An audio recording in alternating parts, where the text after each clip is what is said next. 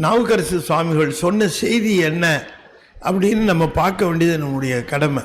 அப்படி தெரிஞ்சுட்டோம்னா அந்த செய்தியை நாம கெட்டியமா பிடிச்சுக்கிட்டு அதன்படி நாம உய்வு பெற்று விடலாம்னு சொல்லுகிறார் சாமியே சொல்லுகிறார். எதுக்காக வந்தார் சாமி சேக்கிழார் சொல்றார். எதை வலியுறுத்தினார் சேக்கிழார் சொல்லுகிறார். எதற்காக வாழ்ந்தார் சேக்கிழார் சொல்லுகிறார். அவர் எதுக்கு வந்தாருன்னா தொண்டு நெறி, திருத்தொண்டு நெறி, அதை ரொம்ப வலியுறுத்துகிறார் நம்முடைய நாவுக்கரசர். தொண்டு செய்ய, நீ தொண்டு செய்துட்டே இருந்தேன்னா உன் பின்னால சாமி நின்றுகிட்டே இருப்பார். நீ தொண்டு செய்வது சிவனுக்கும் சிவனடியாருக்கும் செய்கிற தொண்டாக இருக்க வேண்டும். இவர் பேசுகிற தொண்டு நெறி எது என்று கேட்டால் தன்னை சிவனுக்கும் சிவனடியாருக்கும் ஒப்படைத்து விடுதல். திருத்தொண்டின் நெறி வாழ வந்தார்னர். திருத்தொண்டின் நெறி காட்ட இல்ல, வாழன்னா அவரே வாழ்ந்து காட்டினார். சொல்லலாம் ரொம்ப ஈஸியா, நல்லா ஈஸியா. நீ அதை செஞ்சிருங்க, நீங்க எதை செஞ்சிருங்க, நீங்க எதை செய்வீங்க, நீங்க எதை செய்வீங்க, நான் வீட்டுக்கு போயிடுவேன். அதல்ல, நான் எதை செய்யணும்னு ஒருத்தர் சொல்றேனோ அதை நான் செய்யணும். அப்பத்தானே அவர் செய்வார். அதை வாழ்ந்து காட்டணும். தொண்டுங்கிறது என்னன்னா வாழ்ந்து காட்டுவதற்கு பேரு தொண்டு.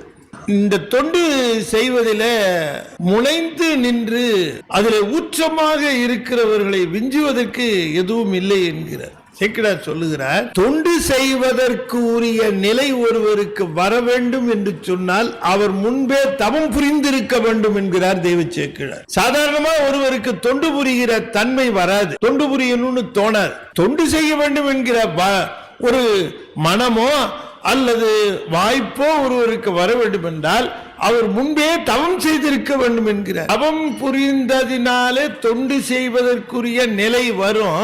நாவுக்கரசர் தொண்டே வடிவமாக நிற்கிறார்.